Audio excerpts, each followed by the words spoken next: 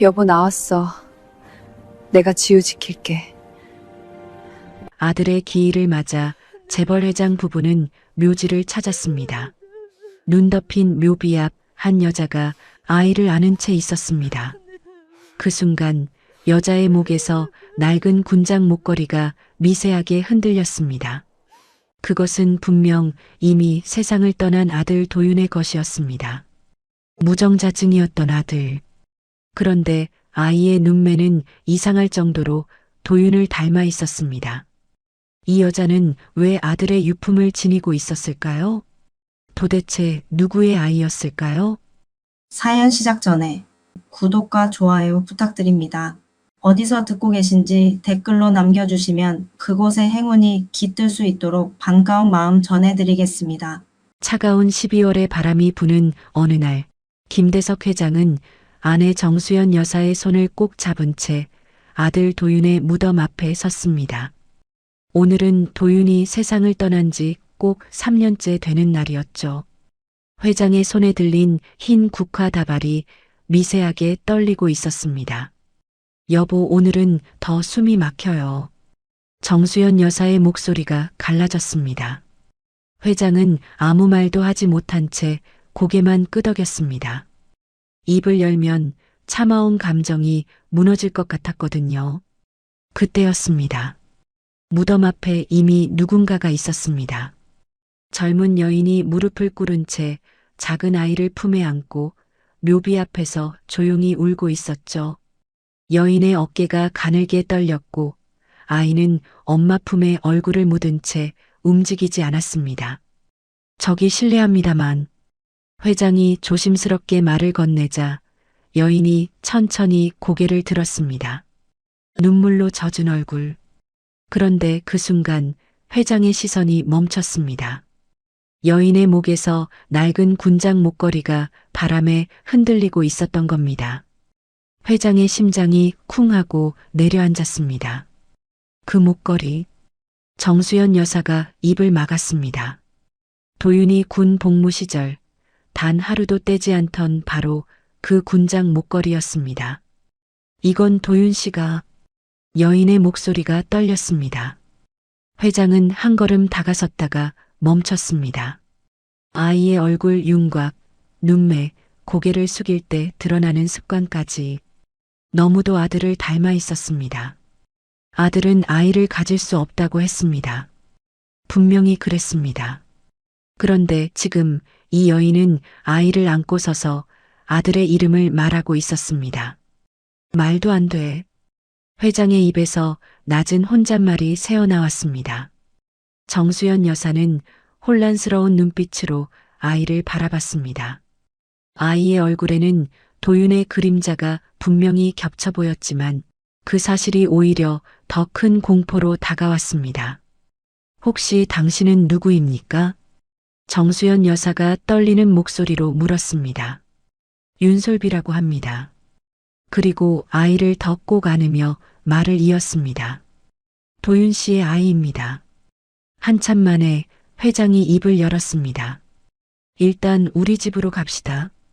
거기서 차분히 얘기합시다. 정수연 여사는 놀란 듯 회장을 바라봤지만 이내 고개를 끄덕였습니다.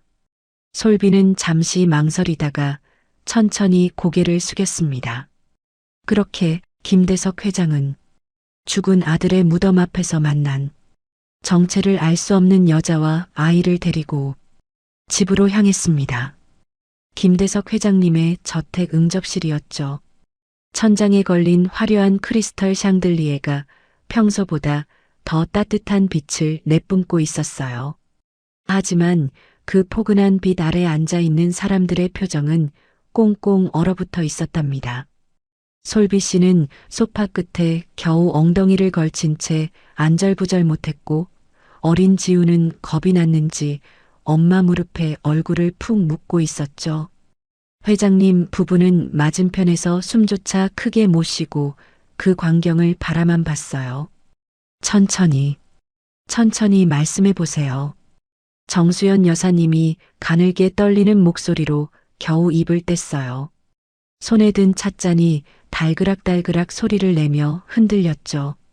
솔비 씨는 깊은 숨을 한 번 들이마셨어요. 이제는 정말 가슴속에 묻어둔 그 무거운 진실을 꺼내야 할 시간이었거든요. 저는 5년 전 도윤 씨를 만났었어요. 솔비 씨의 첫마디가 떨어지자마자 여사님은 찻잔을 바닥에 떨어뜨릴 뻔했죠.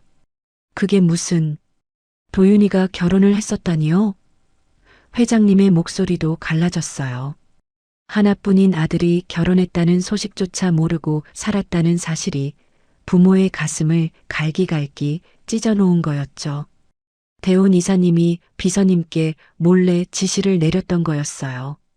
도윤 씨가 군 복무를 하던 시절에 만약을 대비해 정자를 냉동 보관해 두라고요. 응접실 안에는 숨막히는 침묵이 흘렀어요. 벽에 걸린 시계 초침 소리만 또각또각 요란하게 울려 퍼졌죠. 뭐라고요? 회장님이 소리를 버럭 질렀어요. 분노와 혼란이 범벅된 목소리였죠. 대훈이가 대체 왜 그런 짓을? 솔비 씨는 목이 메어 다음 말을 잊지 못했어요. 그때 지우가 엄마 품에서 엄마 괜찮아요? 라며 작은 손으로 엄마 뺨을 부드럽게 쓰다듬어 주었답니다. 대훈 이사님은 모든 걸 계획하고 있었어요. 도윤 씨가 아이를 가질 수 없다는 걸 조작해서 나중에 이용하려고 정자를 보관했던 거예요.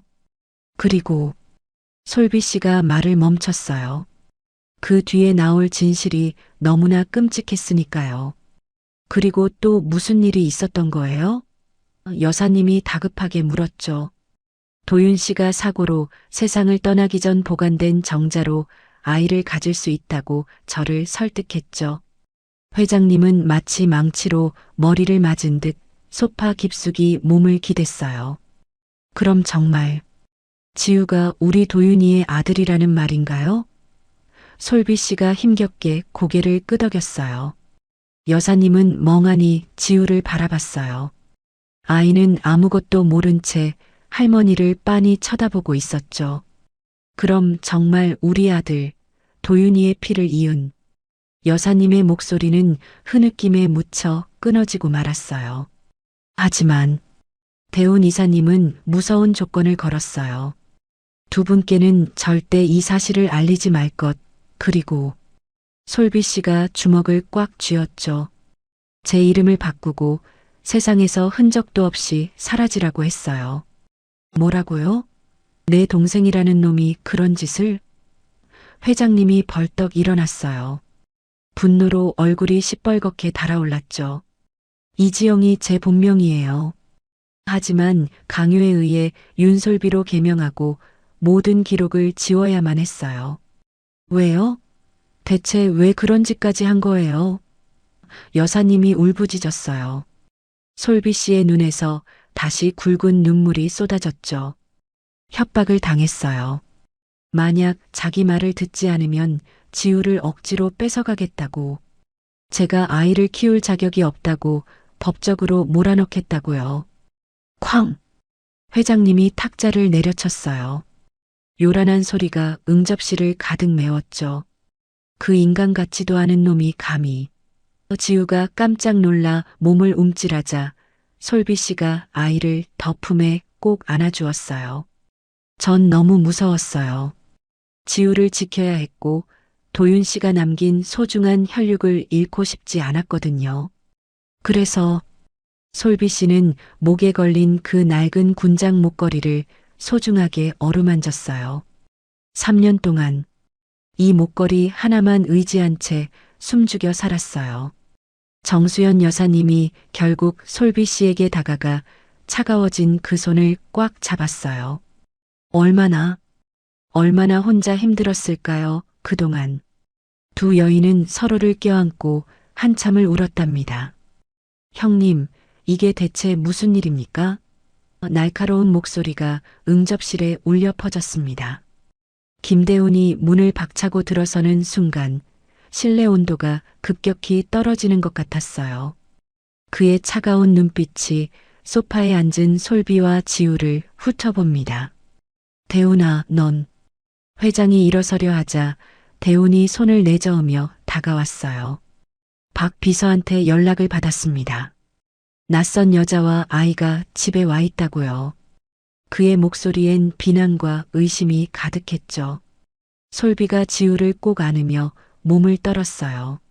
이사님, 그녀의 목소리가 바들바들 떨렸습니다. 대운이 코웃음을 쳤죠. 오, 윤솔비 씨. 아니, 이지영 씨라고 해야 하나요? 그의 말투가 비수처럼 날카로웠어요. 대훈, 지금 무슨 짓이야? 회장이 소리쳤습니다. 하지만 대훈은 아랑곳하지 않고 솔비 앞으로 성큼성큼 다가갔어요. 형님, 이 여자 말을 믿으시는 겁니까? 도윤이의 아내라니, 아들이라니. 황당한 거짓말을요. 거짓말이 아닙니다. 솔비가 용기를 내어 소리쳤어요. 지우가 엄마 품에서 엄마 무서워요라며 울먹였죠. 대훈이 차갑게 웃었습니다. 증거라도 있습니까? 냉동 정자? 그런 건 애초에 존재하지도 않았어요. 대훈이 서류 가방에서 서류 뭉치를 꺼냈어요. 탁! 소리를 내며 탁자 위에 내던졌습니다. 이것 좀 보시죠. 병원 측에 확인해 봤습니다. 도윤이의 냉동 정자 보관 기록은 어디에도 없어요. 솔비의 얼굴이 창백해졌어요. 그럴 리가. 분명 있었는데. 대훈이 비아냥거렸죠. 없습니다. 애초에 없었어요. 이 여자가 어디서 주워들은 얘기로 우리 가족을 농락하고 있는 겁니다. 아니에요. 정말 아니에요. 솔비가 절규했어요. 눈물이 주르륵 흘러내렸죠. 지우가 엄마를 보며 함께 울기 시작했습니다. 엄마, 엄마. 아이의 울음소리가 응접실을 가득 채웠어요. 대훈이 팔짱을 끼고 냉소를 띄었어요.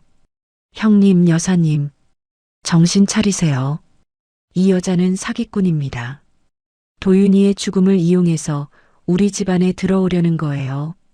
그의 목소리엔 확신이 가득했습니다. 닥쳐. 내가 뭘 안다고. 회장이 고함을 질렀습니다. 하지만 대훈은 웃기만 했어요. 형님이야말로 뭘 아십니까? 도윤이가 결혼했다는 사실도 모르셨잖아요. 이 여자 말만 듣고 믿으시려고요?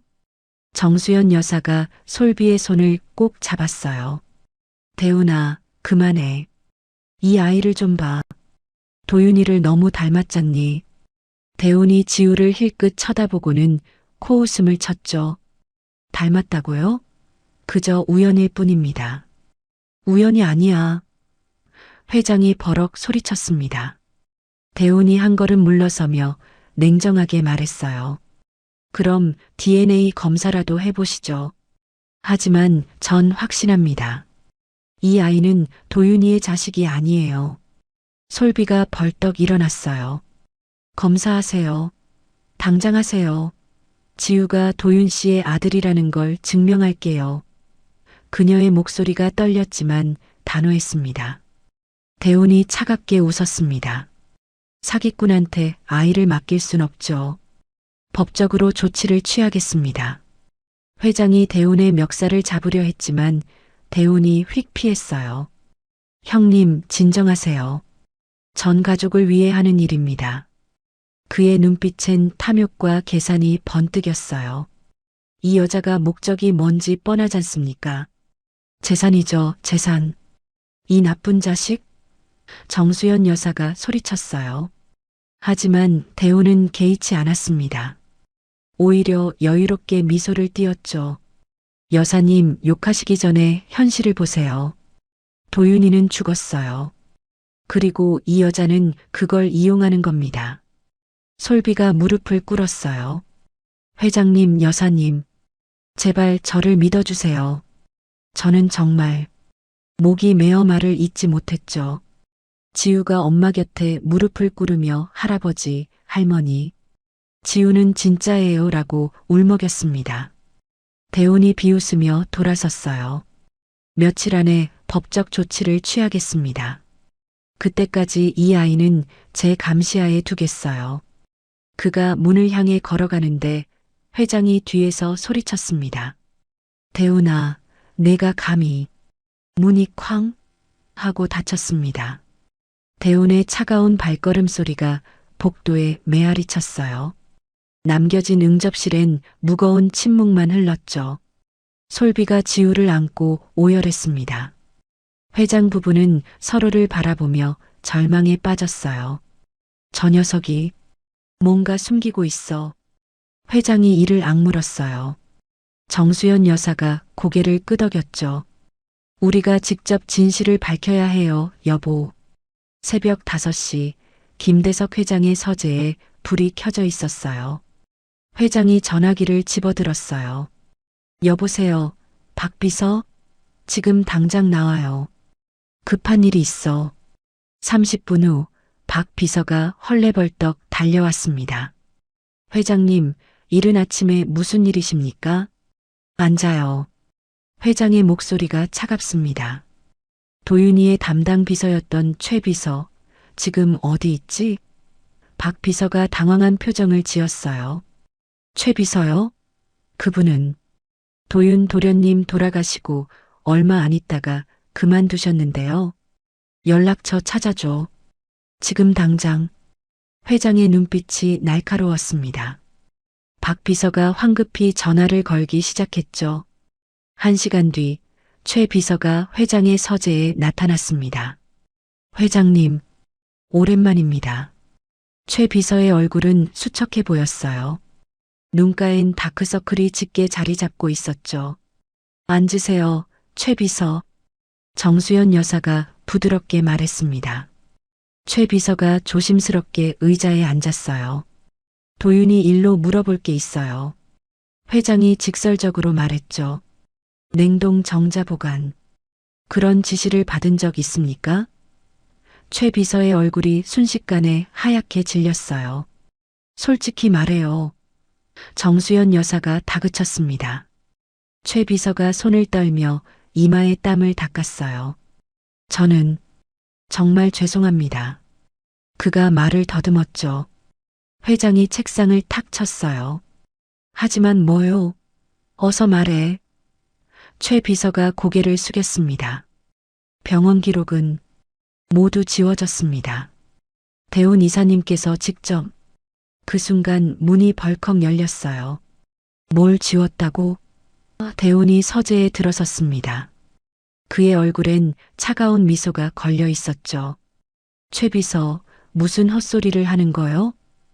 최 비서가 몸을 부들부들 떨었어요. 대훈아, 넌 여기서 뭐 하는 거야? 회장이 버럭 소리쳤습니다. 대훈이 태연하게 말했죠. 박 비서한테 들었습니다. 최 비서를 부르셨다고요. 혹시 저와 관련된 일인가 싶어서 왔어요. 정수연 여사가 일어섰어요. 관련 있지. 내가 도윤이 정자를 보관하라고 지시했잖아. 대훈이 어깨를 으쓱했습니다. 증거라도 있습니까? 최 비서, 당신이 그런 말을 했어요? 대훈의 위협적인 눈빛이 그를 짓눌렀죠. 증거가 없어. 회장이 중얼거렸죠. 정수연 여사가 고개를 절레절레 흔들었어요. 어떻게 저럴 수가. 정수연 여사가 도윤의 방을 정리하다가 책장 뒤에서 낡은 수첩 하나를 발견한 거예요. 여보, 이것 좀 보세요. 수첩은 최 비서의 개인 업무 수첩이었습니다. 도윤이 돌아가시기 전 잃어버렸던 거죠. 법적으로 싸우려면 더 확실한 증거가 필요해. 바로 그때 솔비가 조심스럽게 서재 문을 두드렸어요. 들어가도 될까요? 들어오세요, 솔비 씨. 정수연 여사가 문을 열어줬습니다. 솔비가 낡은 봉투를 하나 들고 있었어요. 이것, 도윤 씨가 돌아가시기 전에 제게 준 거예요. 그때는 무슨 의미인지 몰랐는데 봉투 안에는 은행 대여금고 열쇠가 들어 있었습니다. 그리고 쪽지 하나. 솔비에게. 만약 내게 무슨 일이 생기면 이걸 열어봐. 도윤 회장 부부의 눈이 커졌어요. 대여금고. 회장이 중얼거렸습니다. 도윤이가 뭘 남겨둔 걸까? 정수연 여사가 벌떡 일어났죠. 당장 은행으로 가요. 세 사람은 황급히 차에 올라탔습니다. 은행에 도착해 대여금고를 열었을 때 그 안엔 USB 하나와 편지가 들어 있었습니다. 회장이 떨리는 손으로 편지를 펼쳤어요. 엄마 아빠에게 제가 이 편지를 쓰는 건 편지엔 도윤이 자신의 무정자증을 알게 된 과정, 그리고 대운이 은밀하게 정자 보관을 제안했던 일까지만 뭔가 석연치 않아 몰래 녹음과 문서를 USB에 저장해뒀다는 내용이 적혀 있었습니다. 우리 도윤이가 정수연 여사가 울먹였어요. 회장이 USB를 노트북에 꽂았습니다. 재생되는 음성 파일엔 대운의 목소리가 또렷하게 들렸어요. 도윤아, 형님한텐 비밀로 해야 해. 이건 우리 가족을 위한 일이야. 파일을 끝까지 듣고 난 세 사람은 숨죽여 있었습니다. 드디어 결정적 증거를 찾은 거예요. 회장이 주먹을 불끈 쥐었죠. 이제 모든 걸 밝힐 시간이야. 회장 부부가 USB를 들고 저택으로 돌아왔을 때 현관 앞에 낯선 차 한 대가 서 있었습니다. 박 팀장의 차였어요. 그는 운전석에서 내려 회장 부부를 보자마자 무릎을 꿇었죠. 회장님, 여사님, 죄송합니다. 박 팀장의 목소리가 떨렸습니다. 그의 얼굴은 수척했고 눈가엔 다크서클이 짙게 자리 잡고 있었어요. 저는 더 이상 참을 수가 없습니다. 회장이 박 팀장을 일으켰어요. 무슨 일이요? 왜 이러시오? 박 팀장이 고개를 떨구며 말했습니다. 제가 고백할 게 있습니다. 대운 이사님에 대해서 안으로 들어가시죠. 정수연 여사가 박 팀장을 서재로 안내했습니다. 솔비도 지우를 안고 조심스럽게 따라왔어요. 모두 자리에 앉아 박 팀장이 떨리는 손으로 서류 가방을 열었죠. 이것들을 제가 몰래 보관해 왔습니다. 박 팀장이 두꺼운 파일을 꺼냈어요. 파일 안엔 은행 거래 내역, 병원 문서 사본, 그리고 녹음 파일들이 담긴 CD가 들어 있었습니다. 회장이 서류를 펼쳐보는 순간 얼굴이 굳어졌어요. 이게 뭐요? 정수연 여사가 옆에서 함께 보다가 손으로 입을 막았습니다. 세상에, 대운 이사님이 3년 전부터 계획하신 겁니다. 박 팀장의 목소리가 떨렸죠. 도윤 도련님의 무정자증을 알게 되시고 그때부터 모든 걸 준비하셨어요. 솔비가 앞으로 몸을 기울였습니다. 무슨 계획이요? 박 팀장이 깊은 한숨을 쉬었어요. 도윤 도련님이 돌아가시면 회장님의 유일한 후계자가 사라지는 거잖아요. 그럼 자연스럽게 대운 이사님이 재산을 물려받겠다는 거였구나. 회장이 이를 악물었습니다. 박 팀장이 고개를 끄덕였어요. 하지만 만약 도윤 도련님의 아들이 태어나면 모든 계획이 무산되죠. 그래서 정자를 냉동 보관하라고 지시한 거군요. 정수연 여사가 소리쳤습니다. 박 팀장이 눈물을 흘렸어요. 네. 대운 이사님은 최 비서를 시켜 도윤 도련님 몰래 정자를 보관했습니다. 회장이 주먹으로 책상을 쳤어요. 쾅! 그럼 도윤이가 돌아가신 후에 박 팀장이 고개를 숙였습니다. 솔비 씨를 찾아가셨어요. 도윤 도련님의 아이를 가질 수 있다고 하지만 조건을 거셨죠. 솔비가 떨리는 목소리로 말했습니다. 박 팀장이 그녀를 바라봤어요. 죄송합니다, 솔비 씨. 제가 그 일에 가담했습니다. 뭐라고? 회장이 벌떡 일어났습니다. 박 팀장이 무릎을 꿇었죠. 대운 이사님이 제게 지시하셨어요. 솔비 씨와 아기의 존재를 완전히 지우라고. 개명 서류를 만들고 병원 기록을 삭제하고. 정수연 여사가 손을 떨며 물었어요. 왜 그런 짓을 했어요? 박 팀장이 눈물을 흘렸습니다. 대운 이사님이 제 가족을 협박했습니다. 제 아들이 사업 부정으로 감옥에 갈 수도 있다고. 비겁한 자식? 회장이 소리쳤죠. 박 팀장이 오열했습니다. 죄송합니다. 정말 죄송합니다. 하지만 저는 제 아들을 지켜야 했어요. 솔비가 박 팀장에게 다가갔어요. 그럼 대훈 이사님이 저를 협박한 것도. 박 팀장이 고개를 끄덕였습니다. 네. 지우를 데려가겠다고 법적으로 양육권을 박탈하겠다고 했던 것도 모두 대훈 이사님의 짓이었어요. 회장이 CD를 들어 올렸습니다. 이건 뭡니까? 박 팀장이 떨리는 목소리로 대답했어요. 대훈 이사님과 제가 나눴던 대화입니다. 몰래 녹음했어요. 언젠가 이 일이 드러날 것 같아서 회장이 CD를 재생기에 넣었습니다. 대훈의 목소리가 또렷하게 울려 퍼졌어요. 박 팀장, 그 여자와 아이는 철저히 숨겨야 해. 형님이 절대 알아선 안 돼. 알겠나? 하지만 이사님, 도련님의 자식인데. 박 팀장의 목소리가 들렸죠. 대훈이 비웃는 소리가 이어졌습니다. 자식? 그게 뭐가 중요해?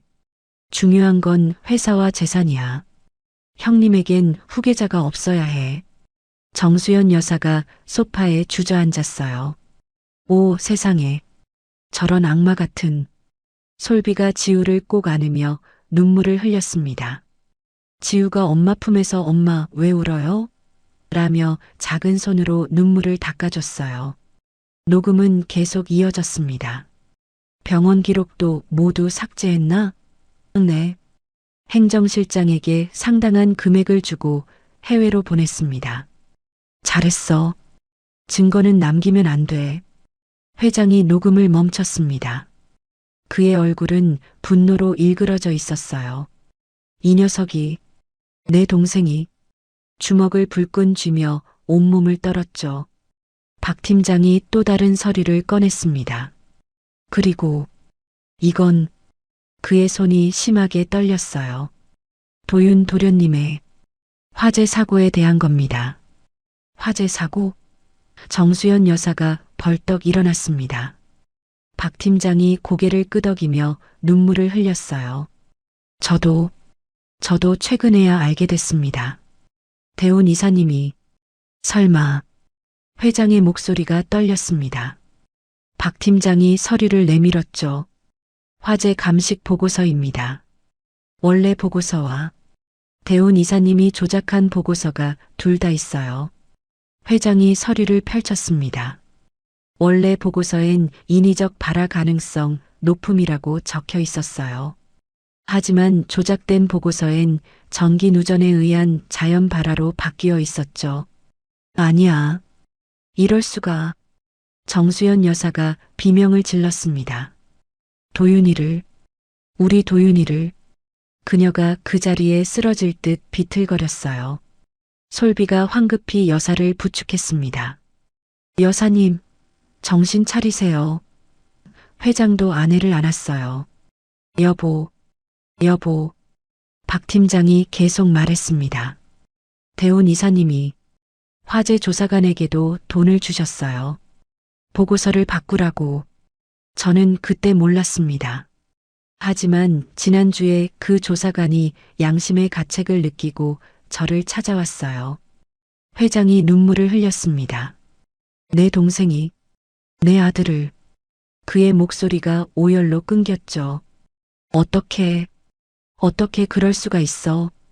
박 팀장이 무릎을 꿇었습니다. 죄송합니다, 회장님. 제가 진작 말씀드렸어야 했는데 너무 겁이 나서. 그도 함께 울었어요. 솔비가 떨리는 손으로 보고서를 집어들었습니다. 그럼 도윤 씨는? 그녀의 목소리가 떨렸죠. 살해당한 거예요? 침묵이 흘렀습니다. 무거운 끔찍한 침묵이었어요. 회장이 고개를 끄덕였죠. 그런 것 같습니다. 그의 눈에서 눈물이 주르륵 흘러내렸어요.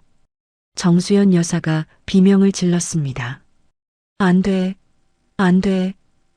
그녀가 바닥에 주저앉아 오열했어요. 우리 도윤이를, 동생이 우리 아들을. 박 팀장이 마지막 서류를 꺼냈습니다. 그리고 이건 대훈 이사님의 비자금 계좌입니다. 회사 돈을 빼돌린 증거들이에요. 수십억 원대의 거래 내역이 적혀 있었죠. 회장이 서류를 움켜쥐었습니다. 이제 모든 게 분명해졌어. 그의 목소리가 차갑게 가라앉았어요. 대훈 이 녀석? 형을 배신하고 조카를 죽이고 회사 돈까지 빼돌렸구나. 박 팀장이 고개를 숙였습니다. 죄송합니다. 제가 도와드리겠습니다. 증언도 하고 필요한 모든 걸. 회장이 박 팀장의 어깨를 잡았어요. 고맙소. 용기 내줘서. 바로 그때 서재문이 벌컥 열렸습니다. 대훈이 서 있었어요. 형님, 무슨 재미있는 얘기를 하고 계신 겁니까? 그의 얼굴엔 냉소가 가득했죠. 회장이 벌떡 일어났습니다. 대훈아, 내가. 대훈이 박 팀장을 보며 비웃었어요. 박 팀장, 배신하는 거요? 가족이 어떻게 될지 알면서? 이 악마 같은 자식? 회장이 소리쳤습니다. 대훈이 웃었어요. 악마? 전 그저 살아남으려 했을 뿐입니다, 형님. 그의 눈빛이 차갑게 빛났죠. DNA 검사 결과가 나왔어요. 지우는 도윤의 친아들이 확실했죠. 회장 부부는 솔비와 지우를 정식 가족으로 받아들이기로 했습니다. 지우야, 이리 와봐. 정수연 여사가 손자를 안아 올렸어요. 할머니가 선물 줄게. 지우가 환하게 웃었죠. 할머니, 고마워요. 작은 손으로 여사의 뺨을 쓰다듬었습니다. 회장도 손자를 바라보며 미소 지었어요. 도윤이를 정말 닮았어. 솔비가 회장 부부에게 고개를 숙였죠. 감사합니다. 저희를 받아주셔서. 이제 우리 가족이에요. 정수연 여사가 솔비의 손을 잡았습니다. 도윤이가 남겨준 소중한 선물이죠. 네 사람이 포옹했어요. 따뜻한 순간이었습니다. 바로 그때였습니다. 정원 뒤편에서 인기척이 들렸어요. 박 비서가 황급히 달려왔죠. 회장님, 대훈 이사님이 공항에서 도주하려다 붙잡혔는데. 잘 됐군. 회장이 고개를 끄덕였습니다. 하지만 박 비서의 얼굴이 창백했어요. 그런데 호송 중에 탈출했습니다. 회장의 얼굴이 굳어졌죠. 뭐라고? 정수연 여사가 지우를 더 꼭 안았습니다. 박 비서가 떨리는 목소리로 말했어요. 그리고 이쪽으로 오고 있다는 제보가. 갑자기 정원 불이 꺼졌습니다. 어둠이 깔렸어요. 솔비가 비명을 질렀죠. 지우, 지우 어디 있어? 혼란 속에서 아이의 울음소리가 들렸습니다. 엄마, 엄마. 지우의 목소리였어요. 하지만 점점 멀어져 갔죠. 회장이 소리쳤습니다. 지우야, 내 손자. 다시 불이 켜졌을 때 지우는 사라지고 없었어요. 안 돼. 솔비가 절규했습니다. 정수연 여사가 그 자리에 주저앉았어요. 지우, 우리 지우. 회장이 곧바로 경찰에 전화를 걸었죠. 10분 후 회장의 휴대전화가 울렸습니다. 모르는 번호였어요. 손을 떨며 전화를 받았죠. 여보세요? 대훈의 목소리가 들렸습니다. 형님, 오랜만이네요. 대훈의 목소리가 비틀려 있었어요. 회장이 이를 악물었죠. 대훈아, 지우를 어디 데려갔어? 대훈이 웃었습니다. 귀여운 손자를 잠깐 빌렸습니다. 그의 목소리가 차가웠어요. 뒤에서 지우의 울음소리가 들렸죠. 엄마, 엄마. 솔비가 비명을 질렀습니다. 지우야, 엄마 여기 있어. 하지만 대훈이 전화를 가렸어요. 조용히 해, 꼬마야. 지우의 울음소리가 잦아들었습니다. 회장이 주먹을 쥐었어요. 대훈아, 제발. 아이한텐 죄가 없잖아. 회장의 목소리가 떨렸습니다. 대운이 냉소를 띄었죠. 죄? 저한텐 죄가 있나요, 형님? 정수연 여사가 전화기를 빼앗았어요. 대운아, 제발. 지우를 돌려줘. 내가 원하는 거 다 줄게. 대운이 웃었습니다. 다 준다고요? 좋아요. 그럼 회사를 넘기세요. 대운의 목소리가 단호했어요. 김대석 그룹의 모든 지분을 저한테 양도하세요. 회장이 전화기를 다시 받았죠. 미쳤어? 회장이 소리쳤습니다. 대운이 비웃었어요. 미쳤다고요? 형님이 더 미쳤죠. 동생을 경찰에 넘기려 하다니. 그의 목소리가 떨렸습니다. 내가 먼저 내 아들을 죽였잖아. 회장이 절규했어요. 대운이 침묵했습니다. 잠시 후 그의 목소리가 들렸죠. 그래요. 죽였어요. 후회 안 해요. 솔비가 무릎을 꿇었습니다. 제발. 지우만은. 아이는 아무 잘못이 없어요. 그녀의 목소리가 오열로 끊겼어요. 대운이 한숨을 쉬었습니다. 내일 정오까지 회사 양도 서류를 준비하세요. 대운의 목소리가 차가웠어요. 안 그러면 이 아이도 도윤이처럼. 전화가 끊겼습니다. 안 돼. 솔비가 비명을 질렀습니다. 회장 부부가 그녀를 안았어요. 진정해요, 솔비 씨. 우리가 꼭 구해낼 거예요. 하지만 그들의 목소리도 떨렸죠. 경찰이 도착했습니다. 전화 추적을 시도했지만 위치를 특정할 수 없었습니다. 형사가 고개를 저었어요. 회장이 주먹으로 벽을 쳤습니다. 제길, 피가 묻어났지만 개의치 않았어요. 정수연 여사가 남편의 손을 잡았죠. 여보, 침착해야 해요. 지우를 위해서. 솔비가 바닥에 주저앉아 울었습니다. 제 잘못이에요. 제가 녹음을 하지 말았어야. 정수연 여사가 그녀를 일으켜 세웠어요. 아니에요, 솔비 씨. 당신 잘못이 아니에요. 여사가 솔비를 껴안았죠. 우리가 지우를 꼭 구해낼 거예요. 회장이 형사에게 물었습니다. 회사를 넘겨야 하나요? 형사가 고개를 저었어요. 절대 안 됩니다. 범인의 요구에 응하면 더 위험해집니다. 하지만 손자가. 회장의 목소리가 떨렸어요. 형사가 단호하게 말했죠. 저희를 믿으세요. 반드시 아이를 구출하겠습니다. 밤이 깊어갔습니다. 솔비는 잠도 자지 못하고 지우의 사진을 보며 울었어요. 지우야, 엄마가 꼭 구해줄게. 꼭. 정수연 여사가 옆에 앉아 함께 울었죠. 회장은 서재에서 대운의 옛 사진들을 보고 있었습니다. 어디서부터 잘못된 걸까? 그의 눈에서 눈물이 흘러내렸어요. 내가 뭘 잘못한 걸까? 다음 날 아침 회장의 전화기가 다시 울렸습니다. 대운이었어요. 형님, 결정하셨어요? 회장이 이를 악물었죠. 만나자. 직접 만나서 얘기하자. 안 돼요. 대운이 거절했습니다. 서류만 보내세요. 그럼 아이를 돌려줄게요. 회장이 소리쳤어요. 내 말을 어떻게 믿어? 대운이 잠시 침묵했습니다. 믿을 수밖에 없잖아요, 형님. 다른 선택지가 있나요? 그의 목소리가 승리감으로 가득했어요.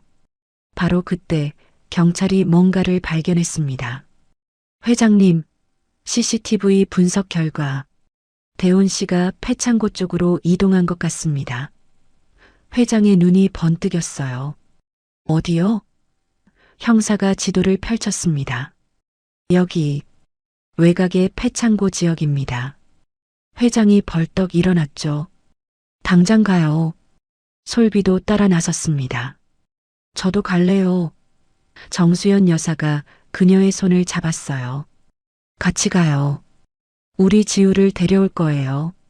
경찰차들이 사이렌을 울리며 출발했습니다. 회장 부부와 솔비도 뒤를 따랐어요. 창밖으로 도시 풍경이 빠르게 지나갔죠. 모두의 가슴이 쿵쾅거렸습니다. 지우야, 조금만 기다려. 솔비가 창문에 손을 대며 중얼거렸어요. 엄마가 꼭 구해줄게. 그녀의 눈에서 눈물이 흘러내렸습니다. 폐창고 앞에 경찰차들이 도착했습니다. 회장이 차에서 내리자마자 창고를 바라봤어요. 낡고 으스스한 건물이었죠. 저 안에 지우가 있을까요? 형사가 손으로 제지했습니다. 회장님, 여기서 기다리세요. 저희가 들어가겠습니다. 하지만 솔비가 뛰쳐나갔어요. 안 돼요. 제가 들어갈래요. 솔비 씨. 정수연 여사가 그녀를 붙잡으려 했지만 솔비는 이미 창고 쪽으로 달려가고 있었습니다. 형사들이 황급히 뒤를 쫓았죠. 위험합니다. 멈추세요. 솔비가 창고 문 앞에 섰습니다. 떨리는 손으로 문을 열었어요. 삐걱 녹슨 문이 비명을 지르듯 소리를 냈죠. 안은 어두웠고 곰팡이 냄새가 코를 찔렀습니다. 지우야. 솔비가 소리쳤어요. 그녀의 목소리가 창고 안에서 메아리 쳤죠. 잠시 침묵이 흘렀습니다. 그리고 엄마. 약한 목소리가 들렸어요. 솔비가 목소리가 들린 쪽으로 달려갔습니다. 창고 구석에 지우가 묶여 있었어요. 작은 얼굴은 눈물로 얼룩져 있었고 입엔 재갈이 물려 있었죠. 지우야. 솔비가 아이 앞에 무릎을 꿇었습니다. 황급히 재갈을 풀어줬어요. 지우가 엄마 하며 울음을 터뜨렸죠. 무서웠어요. 엄마, 괜찮아, 지우야. 엄마가 왔어. 솔비가 아이의 손을 묶은 밧줄을 풀려 하는데 갑자기 뒤에서 목소리가 들렸습니다. 감동적이네요. 대운이었습니다. 그는 창고 저편 어둠 속에서 걸어 나왔어요. 손엔 쇠파이프를 들고 있었죠.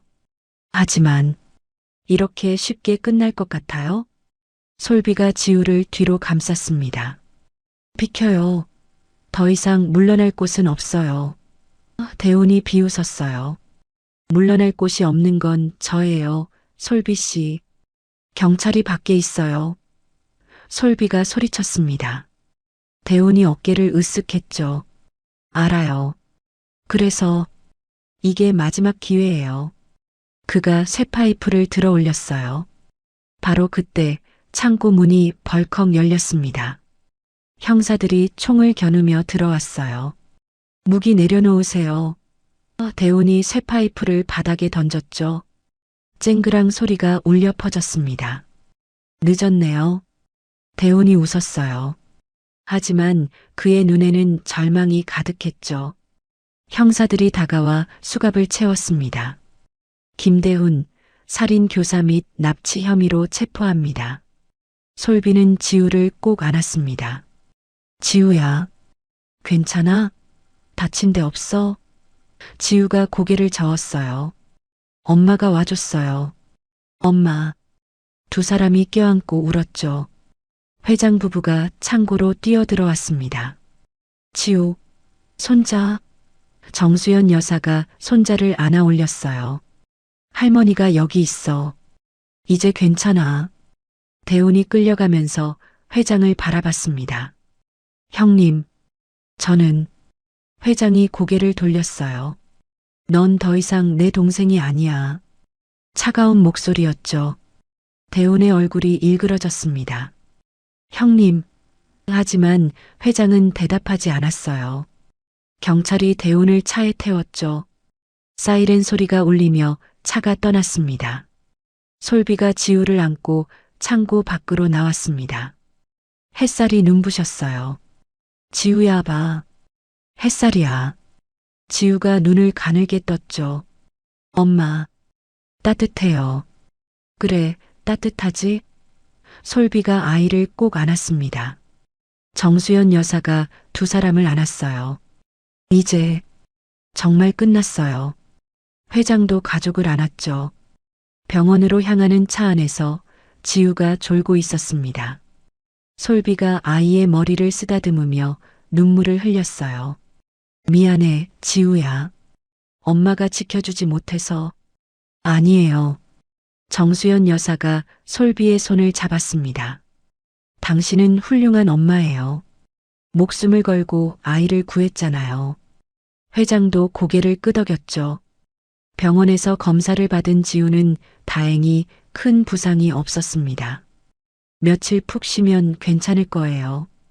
의사가 미소 지었어요. 솔비가 안도의 한숨을 쉬었죠. 그날 밤 저택으로 돌아온 가족들은 거실에 모여 앉았습니다. 지우는 할머니 무릎에서 잠들어 있었어요. 회장이 창밖을 바라보며 중얼거렸죠. 도윤아, 내 아들을 지켰어.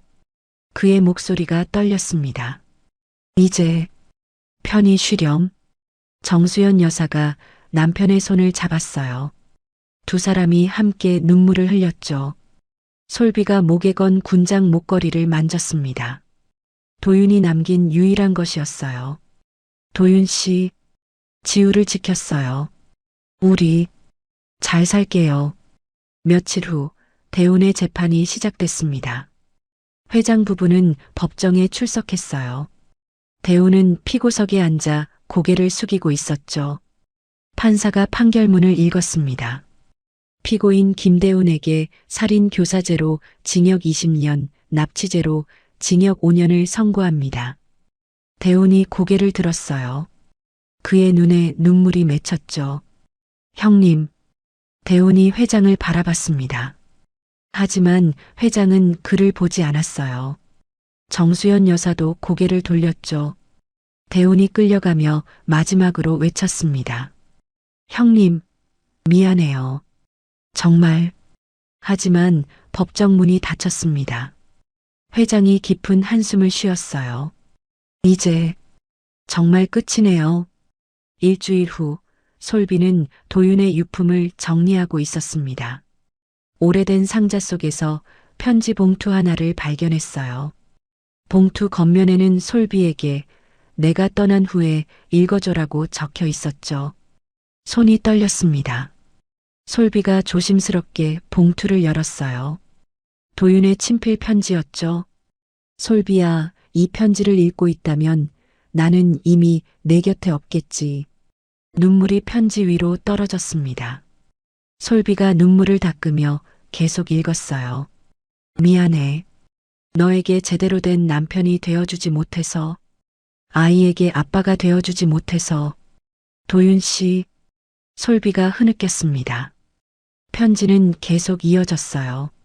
하지만 한 가지만은 약속해줘. 우리 부모님을 미워하지 마. 그분들도 나처럼 피해자일 뿐이야. 솔비가 편지를 꼭 쥐었습니다. 도윤의 다음 말이 가슴을 찔렀어요. 삼촌, 대운 삼촌도 미워하지 마. 그 사람도 외로웠을 거야. 항상 형의 그림자였으니까. 어떻게, 솔비가 중얼거렸죠. 어떻게 당신을 죽인 사람을 용서하라고. 하지만 편지는 계속됐습니다. 미움은 또 다른 미움을 낳을 뿐이야. 우리 아이가 미움 속에서 자라지 않길 바라. 솔비가 편지를 가슴에 안았습니다. 도윤 씨, 당신은 너무 착해요. 눈물이 멈추지 않았어요. 편지 마지막 부분을 읽었죠. 부모님과 함께 행복하게 살아줘.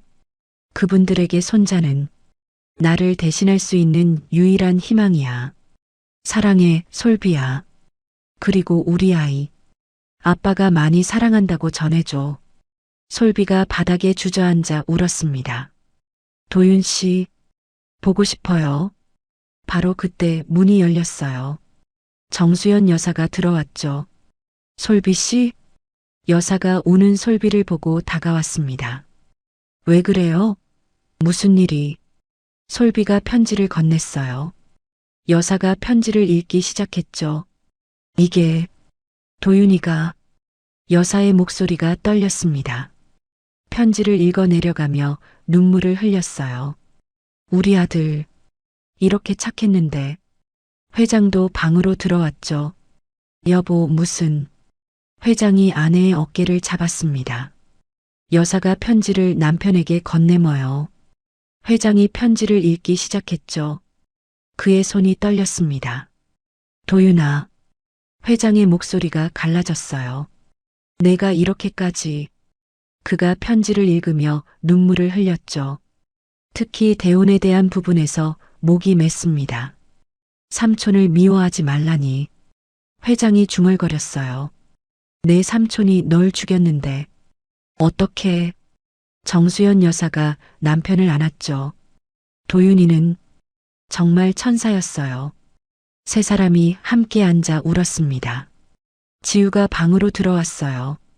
엄마, 할머니, 할아버지, 왜 울어요? 아이가 걱정스러운 얼굴로 물었죠. 솔비가 지우를 안았습니다. 괜찮아, 지우야. 엄마는 아빠 생각이 나서. 지우가 엄마 품에 안겼어요. 아빠가 보고 싶어요? 응.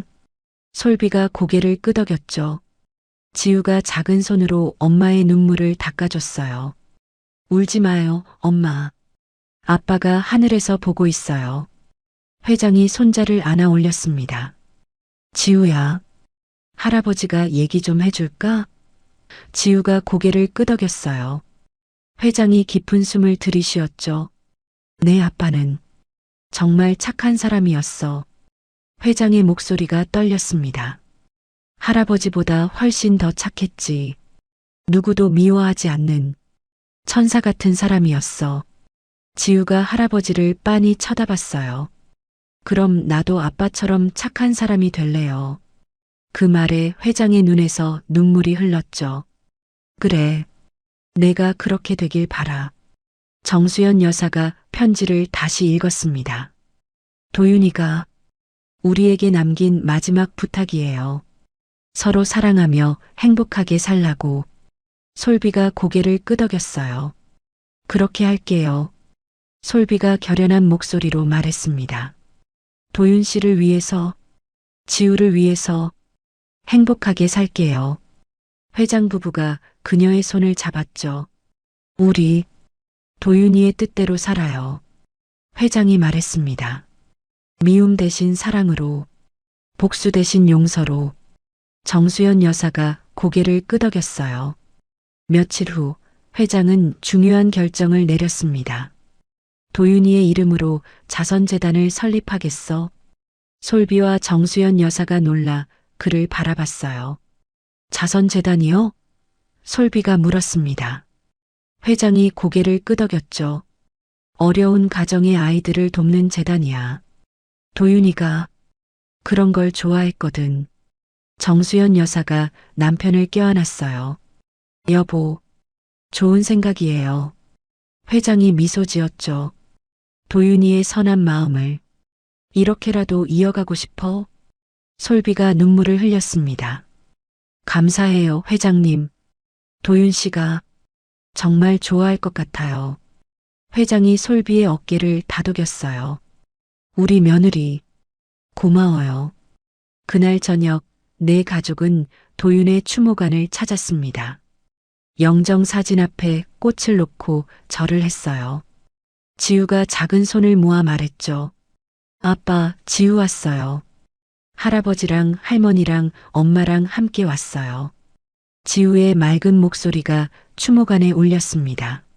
아빠, 우리 행복하게 살 거예요. 아빠가 원하는 대로요. 회장이 도윤의 사진을 바라봤습니다. 도윤아, 내 마지막 부탁 꼭 지킬게. 정수연 여사가 눈물을 흘리며 말했어요. 착한 우리 아들, 편히 쉬렴. 솔비가 목에 건 군장 목걸이를 만졌습니다. 도윤 씨, 당신의 사랑 절대 잊지 않을게요. 그녀의 눈물이 목걸이 위로 떨어졌어요. 추모관을 나서는 가족의 뒷모습이 저녁 햇살에 비쳤습니다. 슬픔 속에서도 희망이 보였어요. 도윤이 남긴 사랑과 용서의 메시지가 그들을 하나로 묶고 있었죠. 도윤자선재단 출범식이 열리고 있었어요. 많은 사람들이 모여 축하해 주었죠. 오늘 이 자리에서 회장이 연단에 섰습니다. 저희 아들 도윤이의 이름으로 재단을 시작합니다. 그의 목소리가 떨렸지만 단호했어요. 박수 소리가 울려 퍼졌죠. 정수연 여사도 마이크 앞에 섰습니다. 도윤이는 항상 어려운 이웃을 걱정했어요. 그 마음을 이어가고자 합니다. 관객들이 뜨거운 박수를 보냈어요. 솔비가 지우의 손을 잡고 무대에 올랐습니다. 그녀는 이제 이지영이라는 본명을 되찾았어요. 저는 도윤 씨의 아내 이지영입니다. 그녀의 목소리가 떨렸죠. 도윤 씨는 제게 사랑과 희망을 주셨어요. 지영이 눈물을 참으며 말했습니다. 이제 저희가 그 사랑을 나누고자 합니다. 지우가 엄마 손을 꼭 잡았어요. 지우도 작은 목소리로 말했습니다. 아빠, 지우가 열심히 할게요. 아빠처럼 착한 사람이 될게요. 관객들의 눈에서 눈물이 흘렀어요. 박수 소리가 더욱 커졌죠. 출범식이 끝나고 가족들은 조용히 도윤의 묘소를 찾았습니다. 봄바람이 부드럽게 불어왔어요. 벚꽃잎이 하늘하늘 떨어지고 있었죠. 도윤아, 회장이 묘비 앞에 무릎을 꿇었습니다. 아빠가 왔어. 엄마도 지영이도 지우도 함께. 정수연 여사가 남편 옆에 앉아 꽃을 놓았어요. 지영이 목에 건 군장 목걸이를 쓰다듬었습니다. 도윤의 탄생화인 수선화가 새겨진 새 펜던트를 함께 달았어요. 도윤 씨, 보고 싶어요. 매일매일. 지우가 할머니에게 물었습니다. 할머니, 아빠가 우릴 볼 수 있어요? 정수연 여사가 손자를 안았어요. 그럼 지우야. 아빠는 항상 우릴 지켜보고 계셔. 그럼 아빠한테 말해야지. 지우가 묘비를 향해 말했어요. 아빠, 우리 정말 행복해요. 할아버지, 할머니랑 엄마랑 매일 웃으며 살아요. 회장이 손자의 머리를 쓰다듬었습니다. 그래, 지우야. 우리 정말 행복하게 살 거야. 그의 눈에서 눈물이 흘렀지만 미소를 띄었어요. 지영이 가방에서 사진첩을 꺼냈습니다. 도윤과의 결혼식 사진, 임신했을 때 사진, 지우가 태어났을 때 사진. 도윤 씨, 우리 추억이에요. 매일 보고 있어요. 지우가 하루하루 자라는 모습도 다 보여드리고 싶어요. 지영이 최근 찍은 지우 사진을 묘비 앞에 놓았어요. 지우가 도윤 씨를 정말 많이 닮았어요. 정수연 여사가 며느리의 손을 잡았습니다. 지영아, 고마워. 우리 가족이 되어줘서. 지영이 고개를 저었어요. 제가 더 감사하죠, 어머님. 회장이 일어서며 하늘을 올려다봤습니다. 도윤아, 내 삼촌은 지금 교도소에 있어. 하지만 아빠는 미워하지 않기로 했어. 내가 원한 대로 매달 교도소에 편지를 보내고 있어. 회장의 목소리가 떨렸어요. 용서는 아직 못하겠지만 미워하지는 않으려고 노력 중이야. 내 마음을 기억하면서. 정수연 여사도 고개를 끄덕였습니다.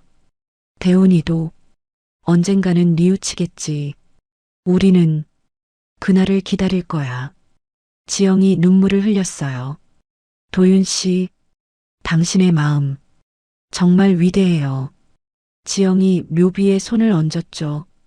저희가 당신의 사랑을 세상에 전할게요. 재단을 통해서, 지우를 통해서. 지우가 묘비 앞에 작은 수선화를 놓았습니다. 아빠, 이거 아빠 꽃이래요. 할머니가 알려줬어요. 수선화가 봄바람에 살랑살랑 흔들렸어요. 우리 이제 가볼까? 회장이 가족들을 돌아봤습니다. 모두 고개를 끄덕였어요. 묘소를 떠나며 한 번씩 뒤를 돌아봤죠. 도윤의 묘비가 햇살에 빛나고 있었어요. 차를 타고 돌아가는 길, 지우가 창밖을 보며 말했습니다. 엄마, 저기 무지개. 정말로 하늘에 무지개가 떠 있었어요. 7빛깔이 아름답게 펼쳐져 있었죠. 도윤 씨가 보내는 신호 같아요. 지영이 눈물을 흘리며 미소 지었습니다.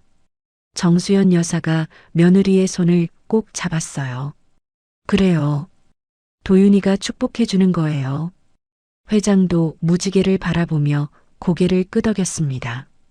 도윤아, 아빠가 약속할게. 지우를, 지영이를 평생 지킬 거야. 내가 못한 목까지. 저택에 도착했을 때 박 비서가 반갑게 맞이했습니다. 회장님, 재단 후원 신청이 벌써 100건이 넘게 들어왔습니다. 회장의 얼굴이 밝아졌어요. 정말요? 정수연 여사가 놀라 물었죠. 박 비서가 고개를 끄덕였습니다. 도윤 도련님의 이야기가 많은 사람들에게 감동을 줬나 봅니다. 지영이 눈물을 흘렸습니다. 도윤 씨, 당신의 사랑이 이렇게 퍼져나가고 있어요. 회장이 며느리를 안았어요. 우리 함께 도윤이의 꿈을 이뤄가자고. 그날 밤 지영은 지우를 재우며 자장가를 불렀습니다. 우리 지우 잘도 잔다 아빠가 지켜보신다. 지우가 평화롭게 잠들었어요. 엄마를 닮은 얼굴로 지영이 창가에 서서 밤하늘을 올려다봤습니다. 별들이 반짝이고 있었어요. 도윤 씨, 보고 있어요? 그녀가 군장 목걸이를 쓰다듬었죠. 우리 행복해요. 정말로. 지영의 목소리가 떨렸습니다. 당신이 남겨준 사랑으로 매일 웃으며 살고 있어요. 지우도 부모님도 저도 당신을 잊은 적은 없어요. 단 하루도. 지영이 눈물을 흘렸어요. 하지만 슬퍼하지는 않아요. 당신이 원하지 않으니까. 대신 열심히 살게요. 당신의 목까지.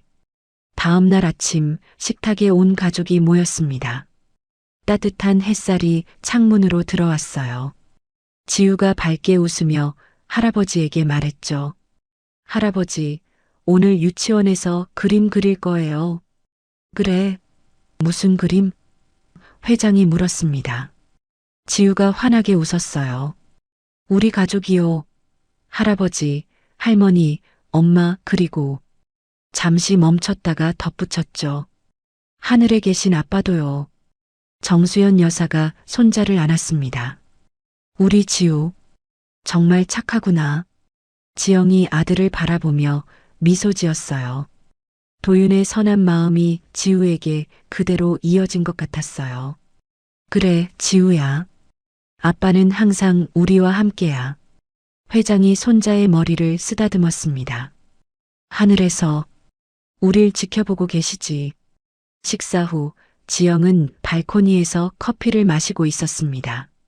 정수연 여사가 다가와 옆에 섰어요. 지영아, 행복해? 지영이 고개를 끄덕였죠. 네, 어머님. 정말 행복해요. 지영이 진심으로 말했습니다. 도윤 씨를 잃은 슬픔은 여전히 가슴 한편에 있지만 이제는 그 슬픔과 함께 살아갈 수 있어요. 지우가 있고 어머님, 아버님이 계시고.